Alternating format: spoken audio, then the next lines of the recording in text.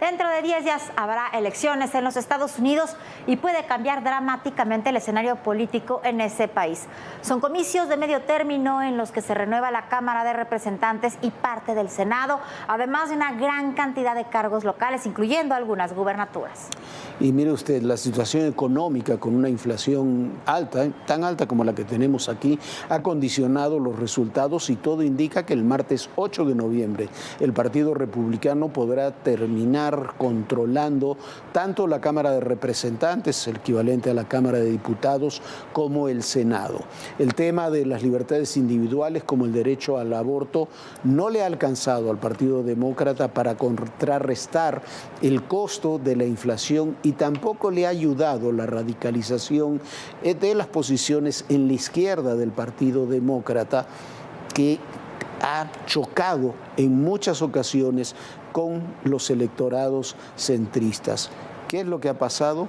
Ha perdido el centro el Partido Demócrata, y al perder el centro probablemente perderá también la mayoría en la Cámara de Representantes y en la de Senadores. Y tampoco les ayuda el dinero. Los republicanos han recaudado mucho más y lo han destinado mejor.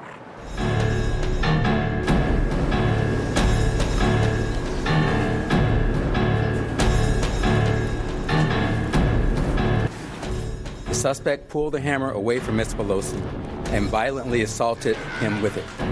Our officers immediately tackled the suspect, disarmed him, took him into custody, requested emergency backup, and rendered medical aid. The suspect has been identified as 42-year-old David DePepe. Es el ataque ocurrido la madrugada de este viernes 28 de octubre. Paul Pelosi, de 82 años, esposo de Nancy Pelosi, la líder demócrata, fue atacado dentro de su vivienda ubicada en San Francisco, California. El agresor lo golpeó en varias ocasiones con un martillo, por lo que Paul permanece hospitalizado. Nancy Pelosi se encontraba en Washington, D.C. y, de acuerdo con los reportes, el atacante de su esposo allanó el domicilio preguntando por ella. Will be booked at the San Francisco County Jail on the following charges: attempted homicide, assault with a deadly weapon, elder abuse, burglary, and several other additional felonies. Por la tarde se informó que Paul Pelosi fue intervenido por una fractura en el cráneo y de diversas heridas graves en el brazo derecho y en las manos. Se espera que su recuperación sea rápida. Las amenazas contra los congresistas están en su punto más alto casi 2 años después del asalto al Capitolio por parte de simpatizantes de ultraderecha del expresidente Donald Trump. Este ataque contra la familia Pelosi ocurre a 11 días de que se lleve a cabo las elecciones intermedias en Estados Unidos. Nancy es la segunda en la línea de sucesión a la presidencia de ese país y es la oradora principal del Partido Demócrata en la Cámara de Representantes. Los comicios de este 8 de noviembre marcarán el nuevo mapa político legislativo, debido a que se renovará por completo la Cámara de Representantes, donde los republicanos son favoritos y donde el Partido Demócrata actualmente cuenta con solo una ventaja de 10 lugares de los 435, mientras que en el Senado se renovarán 35 de los 100 escaños.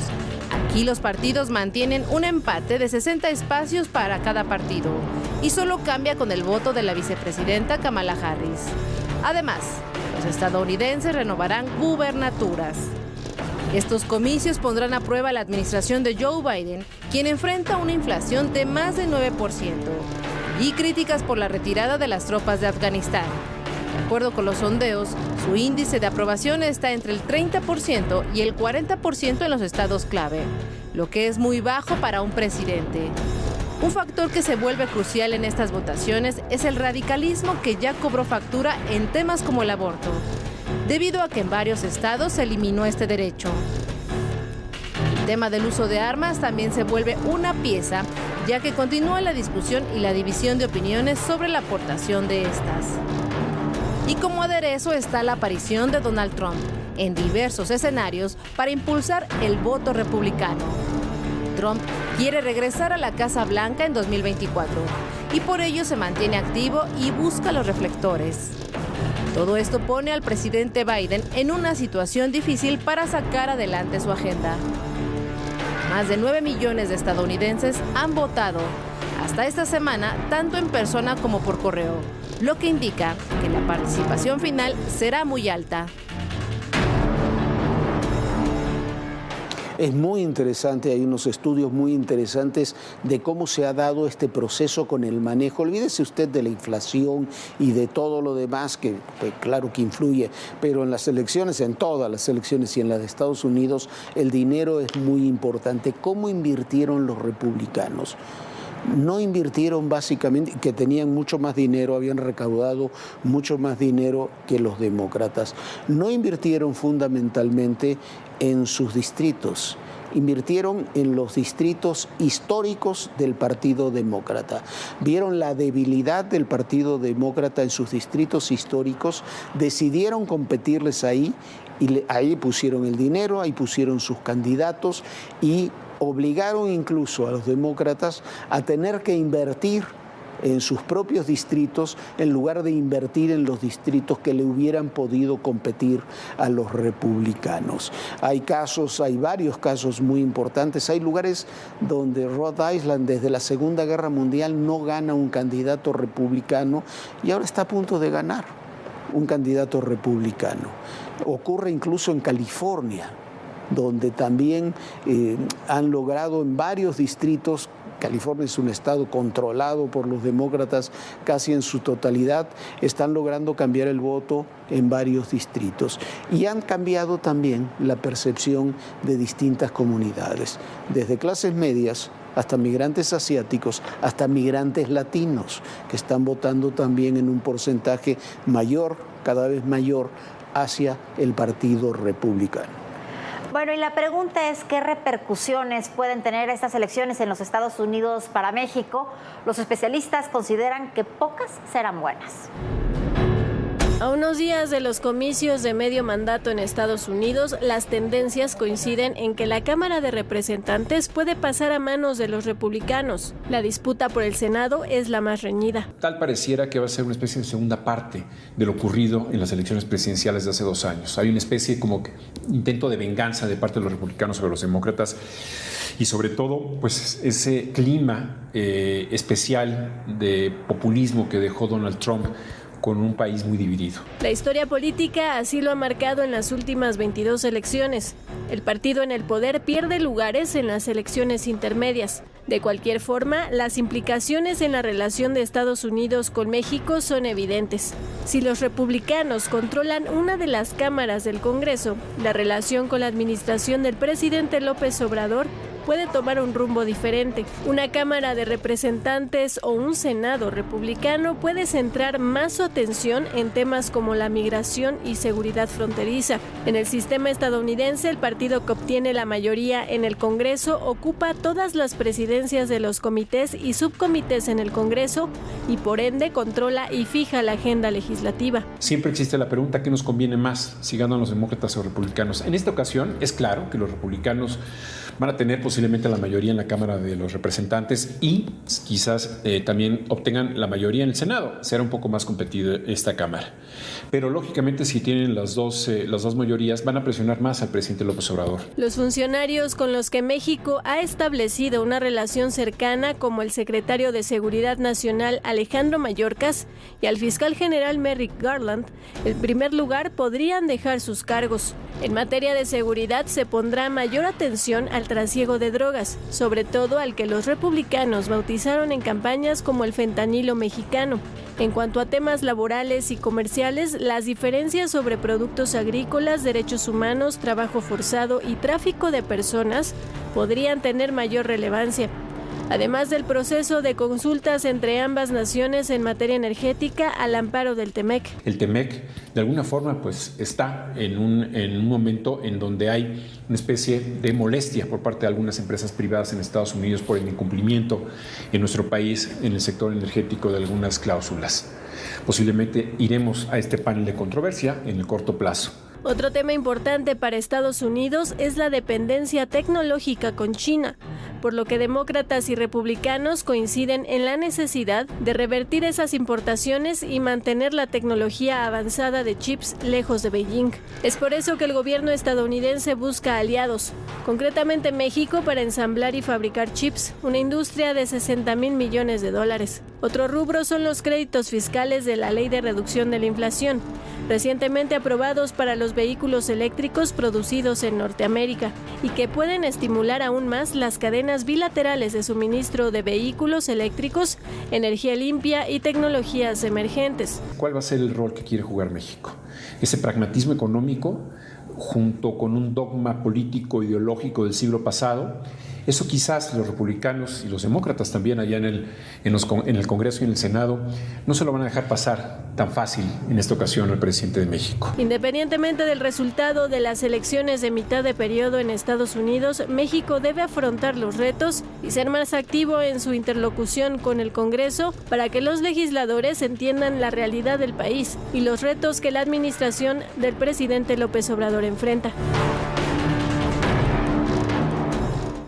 Hay que ponerle un nombre, un rostro. ¡Te vamos a encontrar! ¡Te vamos a encontrar! Y que vienen todas las demandas internacionales. Una ciudad tan complicada como es la Ciudad de México. Ya llegamos a Aguililla, esta ciudad, la entrada a la Tierra Caliente.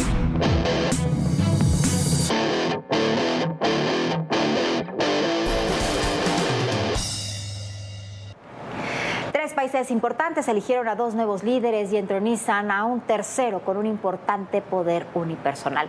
En Italia llega al gobierno por primera vez una mujer, pero viene de la ultraderecha. Un descendiente indio se convierte en primer ministro británico, pero es conservador y está casado con una de las mujeres más ricas de la isla. El tercero se convierte en el poder indiscutido de la segunda potencia mundial. De eso van a hablar el día de hoy en La Hoguera del Poder Jorge Fernández y el maestro Raúl Quintanilla.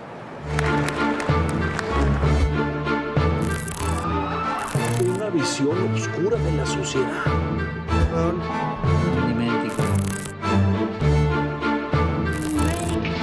Es que la justicia no funciona.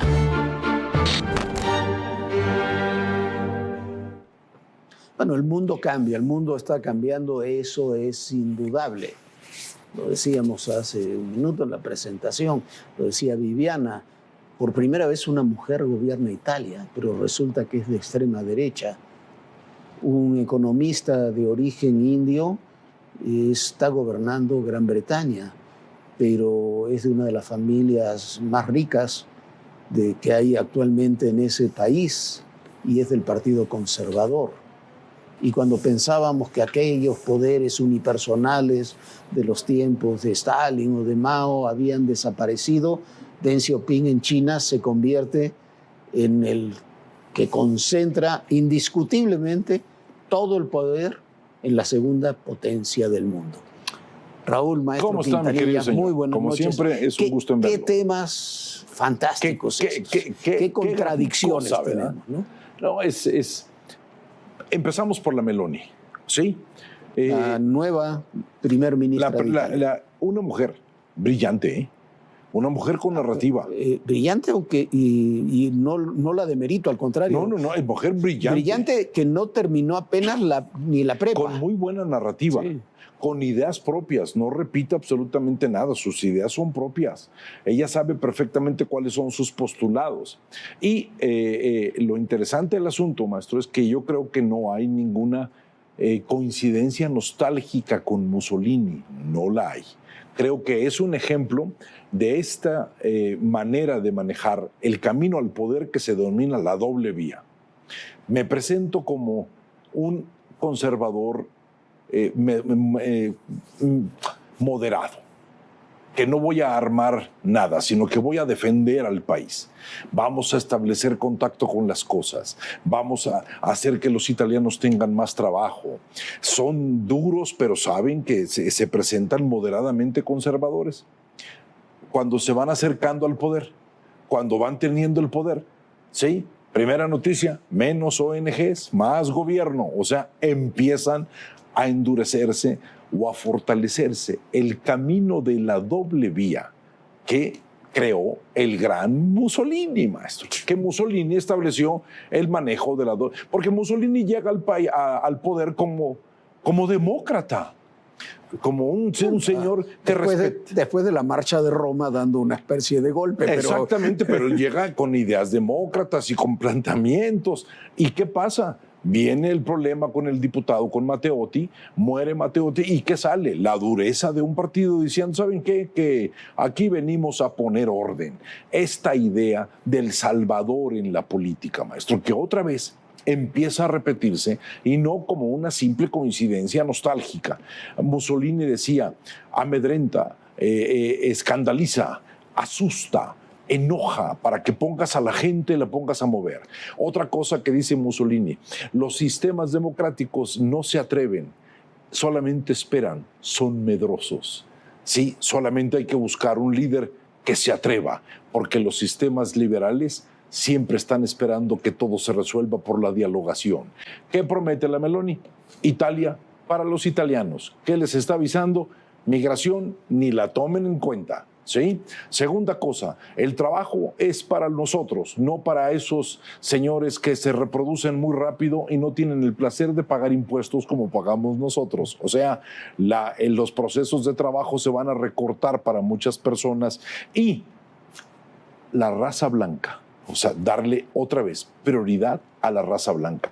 Ideas profundamente mussolinianas que Mussolini sigue perseverando en el mundo, maestro. Sí. Mal estudiado, que se considera que no vale la pena, pero maestro, Europa, como dice Scurati, parece ser como si antes... Scurati, el biógrafo de Mussolini. Sí, perdón, no lo mencioné. Scurati dice, el biógrafo de Mussolini dice, antes Europa, la idea era satanizar al fascismo. Ahora parece ser como si nos estuviéramos regulando y colocando a partir de esa idea el fascismo.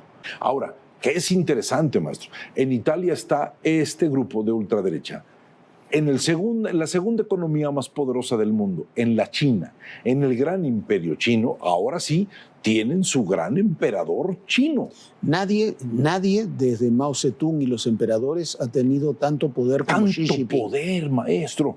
Y yo ahí sí, mire, acaban de lanzar su plan de la nueva ruta de la seda, su plan para ser en el 2043 la cabeza democrática y el gran proceso económico. O sea, tienen una estrategia, tienen un rumbo supuestamente marcado por un partido que está completamente subordinado a una idea realmente imperial. ¿Qué es lo peligroso con el chino? ¿Qué es lo peligroso? En un país donde no tienes contrapesos, la política desaparece. Había unos analistas ingleses, los analistas ingleses son bastante buenos para estudiar la política china, que decía que precisamente ese es el gran riesgo. Toda la época de Deng Xiaoping, que fue el gran desarrollo de China, sí, claro, desde los años 80 hasta ahora. Es el que plantea la frase que el ciudadano chino tiene derecho a la riqueza. Sí. Que un gato con guantes no caza ratones, ¿no? Y entonces que permitió todo ese desarrollo.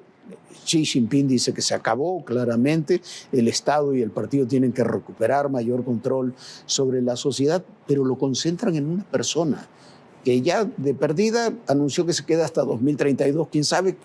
Quizás un poquito más. Dependerá de su salud nada ¿no? más, maestro. Pero 2032 y con poder absoluto sobre el Comité Central y el Politburo del partido. Pero eso se puede convertir en su debilidad. Sí, maestro. Y la guerra comercial que ya claramente ha comenzado Estados Unidos y Europa contra China, también si no logran activar su propio mercado interno. Fíjese, al carecer de contrapeso, empieza un tipo de comunicación que se denomina comunicación por convicción, argumentación grave, argumentación basada en el líder carismático, en la gran personalidad. La falta de contrapeso no tiene la capacidad de regular dentro del mismo sistema qué te sobra, qué te falta, en qué te estás equivocando. Y en ese momento, sí, los daños son muy grandes y los daños no se observan hasta después de un tiempo. Maestro, cuando un demagogo deja el poder, el daño que hicieron es brutal. Y el demagogo hace todo lo posible porque ese daño no se sienta cuando está en el poder. No se ve cuando lo abandonan. Entonces, en el momento que lo dejar, el daño que hace la demagogia en la política es verdaderamente brutal. Y la falta de contrapesos no permite argumentaciones persuasivas el proceso de la política. Ahora, Macron, vamos a vigilar a la Meloni. Mejor que vigile lo que está pasando dentro de su país, porque él tiene muchos vigilantes en su país. Tiene una Meloni ahí dentro, que es la señora Marianne Le Pen, que ahora, fíjese, ya también se moderó. Ya no habla de alguna manera de el antisemitismo como hablaba su padre. Ya se empiezan a moderar en este camino de la doble vía, maestro. ¿Sí? Ahora, es muy interesante lo de Gran Bretaña. Nos quedan un par de minutos apenas, pero lo de Gran Bretaña, porque el nuevo primer ministro que llega, descendiente de sus padres, nacieron en la India. La muestra de un país que se adapta a costumbres nuevas. Que es un hombre que se hace rico por su trabajo, por el trabajo de su familia. Se casa con la hija de uno de los hombres más ricos de Gran Bretaña. Se dedica a la política y llega como primer ministro después de un delirio de 44 días de la señora Liz Truss, que hizo el peor paquete económico quizás que se haya conocido en el mundo occidental. ¿No? De panzazo. De panzazo, pero con ideas conservadoras, pero muy claras. Maestro, es un experto en finanzas. Lo único que le faltaría decir, olvídense de eso del Brexit y regresamos a Europa. Exactamente. Es un experto en economía, es un experto en finanzas, es su gran fortaleza. El grave problema que tiene la Gran Bretaña es el Brexit. O sea, lo que hicieron con el Brexit fue una barbaridad. Es el legado de Boris Johnson, por más que lo quiera modificar y que haya tenido la grandeza de apartarse, es un gran daño para una economía que era sumamente estable y que siempre estaba en competencia con la isla y complementándose con la isla. Los ingleses han sido un país que siempre se ha venido adaptando, ha venido provocando cambios en sus estructuras sociales, ya no se escandalizan tanto de lo diverso. Debe haber todavía gente que se escandalice de lo diferente, porque ese miedo nunca se le va a quitar al ser humano.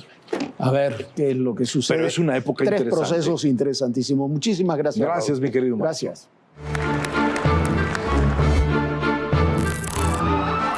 Una visión oscura de la sociedad.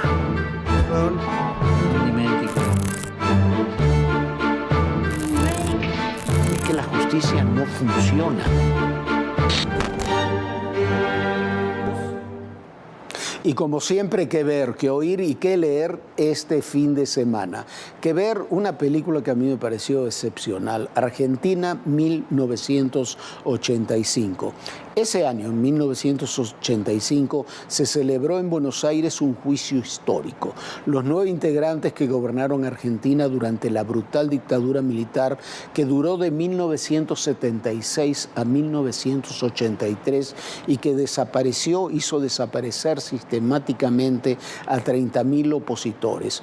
Esos 9 militares fueron sentados en el banquillo de los acusados por los innumerables crímenes que habían cometido. Y a pesar de todas las presiones políticas, incluso físicas, contra los fiscales y los testigos, todos fueron condenados finalmente a durísimas penas de cárcel. Nunca había sucedido ni volvió a suceder en una dictadura latinoamericana. Es una gran película con una gran historia, estrenada en el Festival de Cannes y que llegó a México además vía streaming. Todo es muy bueno, pero la actuación de ese actorazo que es Ricardo Darín es excepcional. Que oír, en unos días más se cumplirá un nuevo aniversario de la muerte de uno de los más grandes poetas que ha dado el rock. El 7 de noviembre de 2016 falleció Leonard Cohen. Fue poeta, novelista, cantante, autor de algunos de los himnos más icónicos del siglo XX. Abordó de la música temas tan complejos como la religión, la sexualidad, las relaciones personales. Incluso recibió en el 2011 el premio Príncipe de Asturias. Tiene muchos discos, pero ninguno me parece tan bueno como el llamado Live in London, grabado en el 2008, con una gran historia detrás. Su contador, su administrador, se pensaba ya retirar Leonard Cohen, descubrió cuando ya estaba en el retiro que no tenía un peso porque se los había robado el administrador, todo su fondo de retiro. Tuvo afortunadamente para nosotros que volver a cantar, y entre eso que hizo fue este disco extraordinario. Es un disco triple en vinilo, son 3 discos en vinilo, también hay en otras formas, que es sencillamente extraordinario. Y que leer un nuevo libro de Arturo Pérez Reverte, ubicado una vez más en México, se llama Revolución, una historia que gira en torno a Pancho Villa, y el protagonista de su historia es un ingeniero de minas andaluz que llega casi por accidente a las tropas de Villa en el norte del país.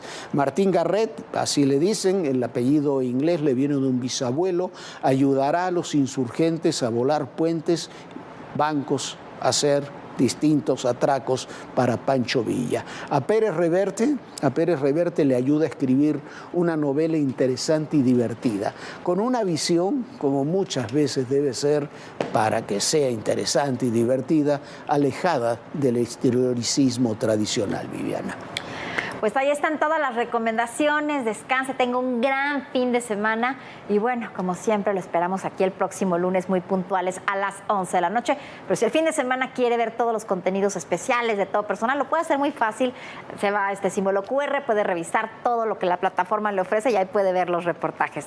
Descanse, que sea un gran fin de semana, sueñe bonito y bueno, bonito fin de semana, Jorge. Bonito fin de semana, Viviana, y recuerden, el poder y en la política, todo, pero absolutamente todo, es personal. Gracias.